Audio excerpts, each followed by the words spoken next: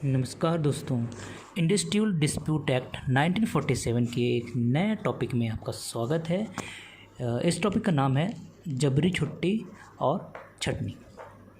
दोस्तों, यह 4 सेमेस्टर आरडीबीवी और इंडस्ट्रियल डिस्प्यूट एक्ट जहाँ जहाँ भी यह लागू है यूनिवर्सिटीज़ में या एग्ज़ामिनेशन में, तो इसमें ये बहुत ज़रूरी टॉपिक है। दोस्तों, जबरी छुट्टी और छटनी समझने के लिए यहाँ 2 फिगर बनाए गए हैं।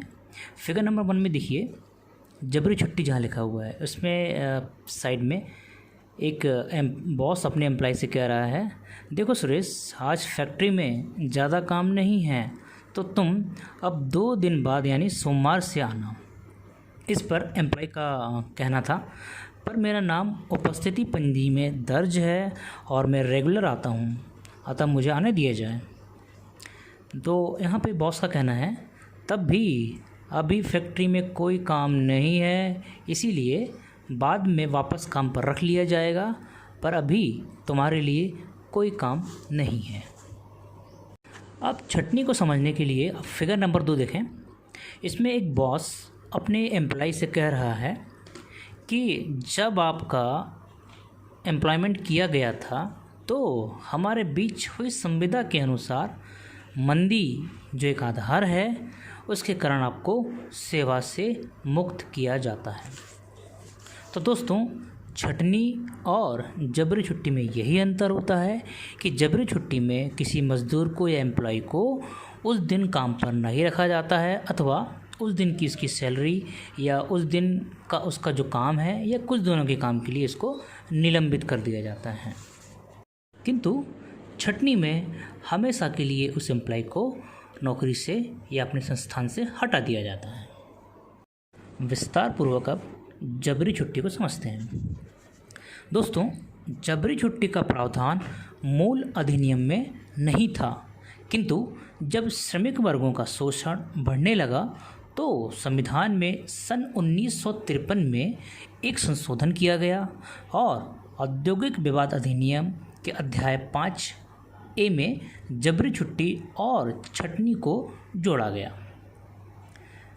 परिभाषा सेक्शन 2 के अनुसार, जब किसी कर्मकार को अस्थायी तौर पर काम से पृथक रखा जाता है, ऐसा किसी भी विषम परिस्थिति में किया जाता है और जैसे ही यह विषम परिस्थिति ठीक हो जाती है, कर्मकार को वापस रख लिया जाता है। इस प्रकार हटाए जाने को जबरी छुट्टी कहा जाता है। दोस्तों, जबरी छुट्टी में किसी एम्प्लॉय और एम्प्लॉयर के मध्य संबंध ख़त्म नहीं होते हैं, एकदम से समाप्त नहीं होते हैं। उन्हें निलंबन की अवधि के दौरान वापस रख लिया जाता है, जिससे थोड़ी मोड़ी आर्थिक परेशानी से उद्योग या कोई प्रतिष्ठान है वह बचने का प्रयास करते हैं। किंतु इस संशोधन से भी कोई परिवर्तन दिखाई नहीं पड़ रहे थे। तब एक और संशोधन 1972 में किया गया, जिसके अनुसार यदि किसी विषम परिस्थिति में उद्योग बंद करना पड़ता है तो कम से कम 60 दिन पूर्व समुचित सरकार को सूचना देना आवश्यक होगा। किंतु इस संशोधन के पश्चात भी सन 1976 में एक और बहुत बड़ा परिवर्तन किया गया। इस संशोधन के पश्चात अब जिस उद्योग में 300 से ज़्यादा कर्मकार नियोजित है, वहाँ 60 दिन पूर्व नियोजक जबरी छुट्टी, छटनी या लॉकडाउन की स्थिति में अनुमति लेगा। यदि ऐसा नहीं किया जाता है तो नियोजक पर प्रतिकर की कार्रवाई की जा सकती है। दोस्तों, अब देखते हैं प्रतिकर का प्रावधान। यदि कोई नियोजक अनुचित जबरी छुट्टी देता है तो धारा 25C के अनुसार उसे कर्मकार को प्रतिकर देना होगा, कंपनसेट करना होगा। किंतु यह प्रावधान मौसमी या अस्थायी कर्मकारों को प्रदान नहीं किए गए हैं, यह केवल निरंतर सेवा में रहने वाले कर्मकार के लिए है। अब देखते हैं कि निरंतर सेवा क्या होती है। तो सबसे पहले सूर एनामल एंड स्टेपिंग कंपनी बनाम उसके कर्मकारगण, ये एक महत्वपूर्ण मामला है। इस मामला में न्यायालय ने कहा था, नंबर 1, निरंतर सेवा के लिए नियुक्ति 12 माह कैलेंडर के अनुसार की गई हो, और दूसरा, कम से कम उसमें 240 दिन उस संस्थान में काम किए हों। इसके बाद प्रकाश कॉटन मिल लिमिटेड वर्सेस राष्ट्रीय मिल मजदूर संघ का मामला आया। सुप्रीम कोर्ट ने कहा, यदि नियोजक ने विषम परिस्थिति में जो उसके नियंत्रण में न थी तब भी उसे कर्मकार को जबरी छुट्टी के लिए प्रतिकर तो देना ही होगा। ये बहुत ही माइलस्टोन केस है। इससे कुछ हद तक मजदूरों की स्थिति ठीक करने में सरकार को सहायता प्रदान मिली है। इसके पश्चात एक मध्य प्रदेश का मामला, होप टेक्सटाइल लिमिटेड। इस मामले में सुप्रीम कोर्ट ने निर्धारित किया है कि अब आर्थिक मंदी के आधार पर भी जबरी छुट्टी नहीं दी जा सकती है। दोस्तों, वर्तमान समय में जो लॉकडाउन सरकारें कर रही हैं, इन लॉकडाउन के कारण कोरोना वायरस में रोकने में थोड़ी मदद मिल रही है, जिसके कारण अभी सारी की सारी इंडस्ट्रीज़, मिल, कारखाने और कई प्रकार के प्रतिष्ठानों को बंद किया गया है। किंतु केंद्र सरकार ने एक गाइडलाइन जारी करी है, जिसके अनुसार ऐसी बंद की स्थिति में किसी मज़दूरों को छटनी या जबरी छुट्टी नहीं दी जानी चाहिए। हाँ, कुछ वेतन में कटौती वो कर सकते हैं। तो यह मामला भी बहुत महत्वपूर्ण है, जिससे मज़दूरों की स्थिति ठीक करने में वाकई में एक सहायता प्रदान होगी। प्रतिकर का प्रकार। कर्मकारों को निम्नलिखित 2 प्रकार का प्रतिकर प्राप्त है। नंबर 1, एक कैलेंडर वर्ष में लगभग 45 दिन तक की जबरी छुट्टी का वह प्रतिकर अपने एम्प्लॉयर से ले सकता है। दूसरा, 45 दिन की जबरी छुट्टी का प्रतिकर यदि दे दिया गया हो और नियोजक ने उसे निकाल दिया हो, तब 12 माह में जितनी जबरी छुट्टी दी गई थी उतना अधिक प्रतिकर फिर दिया जाएगा। इस प्रकार यह प्रावधान जो है किसी कर्मकारों को कंटिन्यू निगमित रहने के लिए प्रावधान करता है। यदि ऐसा नहीं किया जाता है तो प्रतिकर स्वरूप कंपनसेशन को प्रदान किया गया है, जो इन दोनों आधारों में मिलता है। इसके पश्चात प्रत्येक एम्प्लॉयर को या प्रतिष्ठान वालों को अपने यहाँ एक उपस्थिति पंजी रखनी पड़ेगी, और यदि वह ऐसा नहीं करता है तो उसे इसके स्वरूप दंड भी दिया जा सकता है। अगला प्रश्न ये निकल के आता है, किन परिस्थितियों में प्रतिकर नहीं दिया जाएगा? Section 25E। तो निम्नलिखित 3 आधार बनाए गए हैं। नंबर 1, नियोजक किसी कर्मकार को किसी ऐसे स्थान में नियोजन देता है जो उसी शहर में 5 मील के अंदर हो। दोस्तों, 5 मील को हम निकालेंगे कम से कम 10 किलोमीटर के दायरे में, और कर्मकार इसे करने से इनकार कर देता है। ऐसा ही एक मामला डालमिया सीमेंट भारत लिमिटेड बनाम अरुणाचल राज्य का मामला था।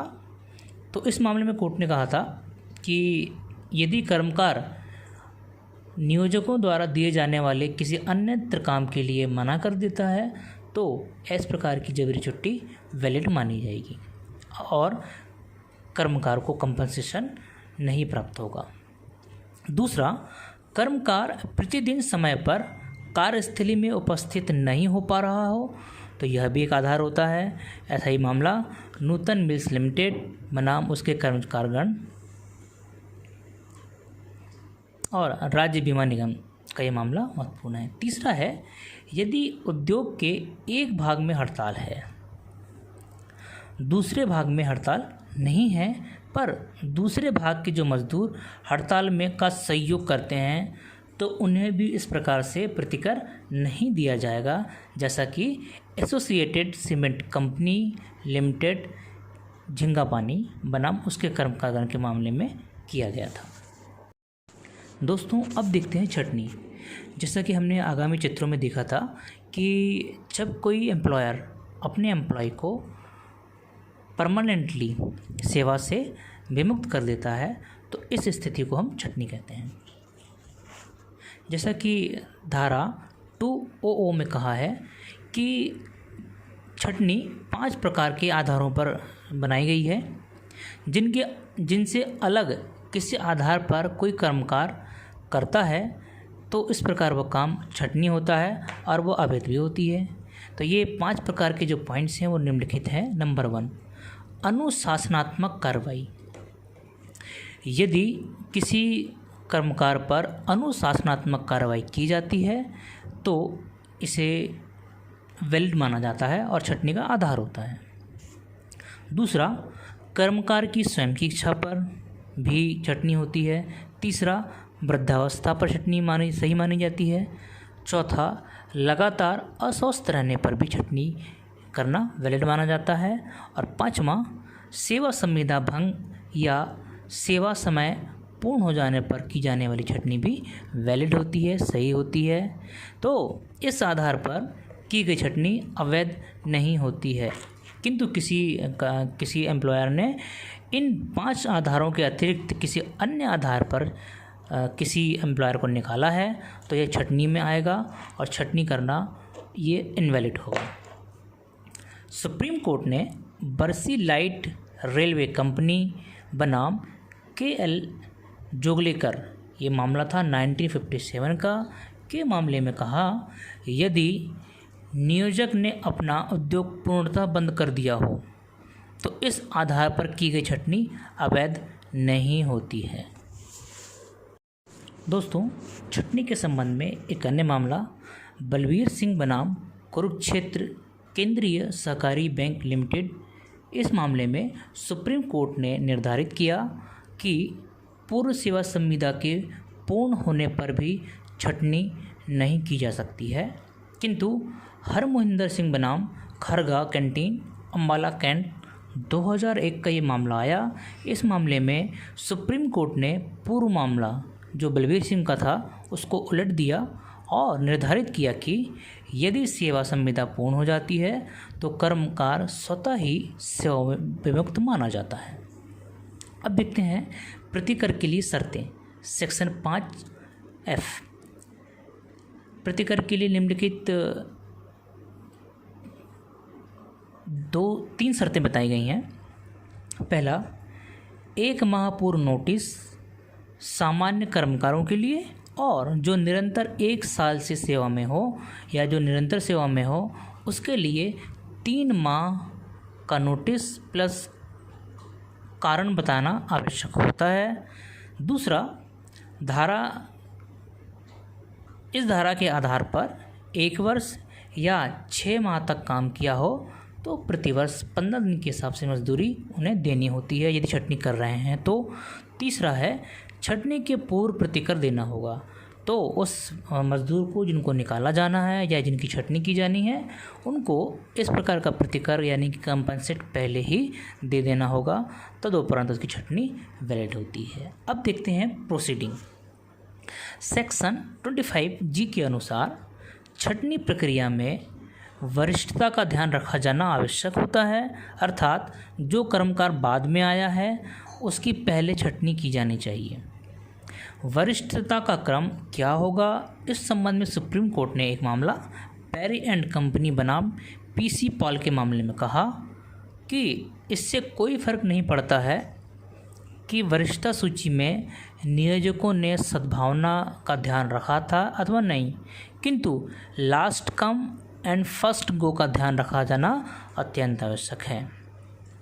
किंतु Om oil and seeds exchange company limited के मामले में न्यायालय ने कहा कि नियोजकों को बिना किसी द्वेषपूर्ण भावना के छंटनी की कार्रवाई की जानी चाहिए।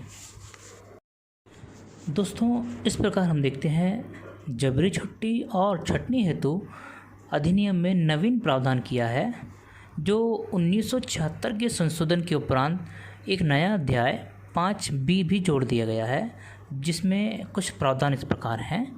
इस अध्याय के प्रावधान मौसमी या अंतराल वाले प्रतिष्ठानों में लागू नहीं होते हैं, बल्कि मल्टीनेशनल्स या बड़े स्तर के या जिनमें निरंतर सेवा चल रही होती है, ऐसे बड़े प्रतिष्ठानों में यह लागू होते हैं। तो फिगर में देखिए, जो फिगर नंबर ए दिया है उसमें सिलाई मशीन का कुछ काम मजदूर कर रहे हैं। तो ऐसे जो छोटे एमएसएमई टाइप के जो उद्योग होते हैं स्मॉल वाले, उनमें यह अधिनियम के प्रावधान लागू नहीं होते हैं। किंतु जो बड़े प्रकार के जो उद्योग होते हैं मल्टीनेशनल्स वाले, जैसे कि अपने यहाँ पे भारत में टाटा मोटर्स हो गया, या कोई महिंद्रा मोटर्स हो गए, या इस्पात कारखाने हो गए, या बड़े पैमाने मिल्स जो होती हैं, इनका रिलायंस फ्रेश वगैरह, इन बड़े बड़े प्रतिष्ठानों में निरंतर सेवा चलती रहती है। अतः यहाँ पे जबरी छुट्टी और छटनी के लिए नवीन प्रावधान भी लागू होते हैं। तो इस नवीन अध्याय का अगला प्रावधान है, कोई उद्योग मौसमी या अंतराल वाला है, यह समुचित सरकार निर्णय लेती है।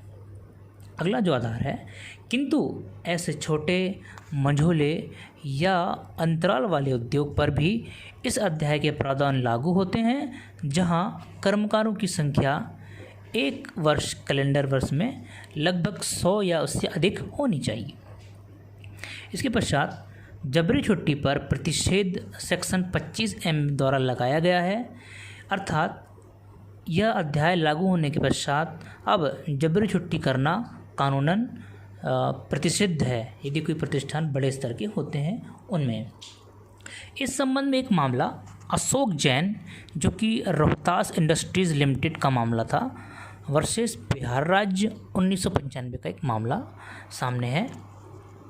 इस मामले में कर्मकारों ने हड़ताल कर दी, जिससे प्रोडक्शन में थोड़ी कमी आ गई। कमी होने के कारण नियोजकों ने उस समय का बिजली का भुगतान नहीं कर सके, परिणाम स्वरूप बिजली प्रदाय रोक दी गई। इस कारण नियोजक गणों ने बिना श्रम अधिकारी की सहमति के हड़ताली मजदूरों की जबरी छुट्टी कर दी। जबरी छुट्टी करने पर हड़ताली श्रमिकों ने श्रम अधिकारी को रिपोर्ट कर दी और श्रम अधिकारी ने यह मामला मुख्य न्यायिक दंडाधिकारी यानी कि सीजीएम कोर्ट में चालान पेश करके कर दिया। किंतु पिटिशनर उच्च न्यायालय में पहुंच गए, किंतु उच्च न्यायालय ने धारा 25M को संवैधानिक माना। इसके पश्चात पिटिशनर सुप्रीम कोर्ट पहुंचा। सुप्रीम कोर्ट में अपील की गई। सुप्रीम कोर्ट ने भी धारा 25M को संवैधानिक माना, किंतु पिटिशनर को घाटे के कारण और मजदूरों ने भी नोटिस प्रक्रिया नहीं की थी, अतः राहत देते हुए न्यायालय में जो मामला चल रहा था सीजीएम कोर्ट में, उसमें दंडात्मक कार्रवाई से इसको बरी कर दिया। अगला जो आधार है इस नए अध्याय में, कर्मकारों की छटनी में सेक्शन 25N का प्रावधान किया गया है, जो इस प्रकार है, निरंतर सेवा वाले या 100 से अधिक संख्या वाले प्रतिष्ठान अपने कर्मकार को छटनी करने में 3 महीने पहले का नोटिस देंगे। दूसरा है, समुचित सरकार को सूचना भी देंगे। तीसरा, छटनी का स्पष्ट कारण कर्मकारों को बताना होगा और सरकार को भी बताना होगा। इसके पश्चात 1 वर्ष या 6 माह में लगातार जिन मजदूरों ने काम किया है, उनका औसत वेतन 15 दिवस मजदूरी की दर से भुगतान किया जाएगा। तो दोस्तों, जो अगला प्रावधान है, उद्योग बंद करने की प्रक्रिया सेक्शन 25Q में दिया गया है। तो उद्योग बंद करना यह नियोजकों का खुद का इंटरनल मामला होता है, किंतु इस अधिनियम में जो प्रावधान किए गए हैं उसके अनुसार ऐसे उद्योगों को या प्रतिष्ठानों को अपना उद्योग बंद करने के पहले 90 दिन पूर्व समुचित सरकार से अनुमति लेना होता है।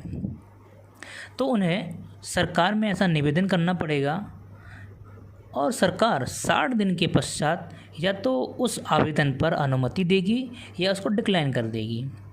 यदि सरकार ऐसी कोई भी अनुमति प्रदान नहीं करती है या डिक्लाइन नहीं करती है, तो 60 दिवस के पश्चात यह माना जाएगा कि प्रतिष्ठान ने जो उद्योग बंद करने का आवेदन दिया था उसे सरकार ने एक्सेप्ट कर लिया है या और अनुमति प्रदान कर दी है।